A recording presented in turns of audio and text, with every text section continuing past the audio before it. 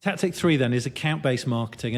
And you talked a little bit about earlier your sales model, sales-driven, product-led, and now a sort of mix of both. And this is a sort of common theme for a lot of SaaS businesses.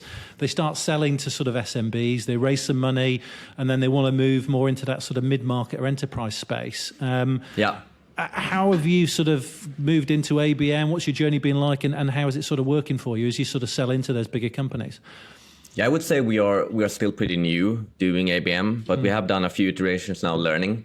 I would say our main ICP obviously is SMBs. That's that's where I think we bring the most value. I won't say ever, but I don't think we will enter like the enterprise segment super hard anytime soon. But we are, as you're saying, everyone is always trying to move up market a little bit, right, to increase ACV and so on. We are doing that as well, but more towards the high SMBs, the mid markets. That's where we are I think where we can be pretty spot on.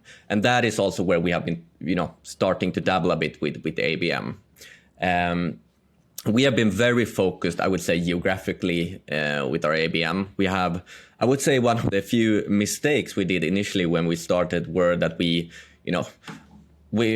have our demand gen activities on one end, we have our ABM activities on one end, but to be honest, they didn't differ that much. We had way too many companies to even call it an ABM program, right? So now it's more like, how can we identify our top 20 targets, let's say in the UK, that we want to acquire in the coming 1, 2, 3 years? I think that's so important. I think we had too much of a short-term mindset in the beginning, more of a lead gen approach, right? So now it's more about how can we then take this list of, say, 20 companies we want to get in long-term, and how can we, move towards them in a bunch of different angles, not just running ads towards them, right? How can we be different? How can we have dinners together? Can we, because I think that's so important. We want to create value for them so that we become top of mind eventually. And that is really, we won't see revenue coming in from our ABM programs this year if we have started this year, but maybe next year we will be there when they kind of experience the program. So I think that's the development for us has been it's more of a brand awareness play and, staying top of mind with our target accounts. And then demand gen, of course, is it's still narrow, but it's more of a volume play than the ABM, of course. Yeah. And on the ABM side, when you were selecting those 20 companies, were you looking at them on sort of industries? Were you looking at them on size? How were you sort of pulling those 20 together? Yeah, we definitely looked at what type of company, what type of role are driving the most revenue for us historically. What are the types of companies, what are the types of sizes, what are the types of roles we want to engage with to drive the highest possible revenue that we can.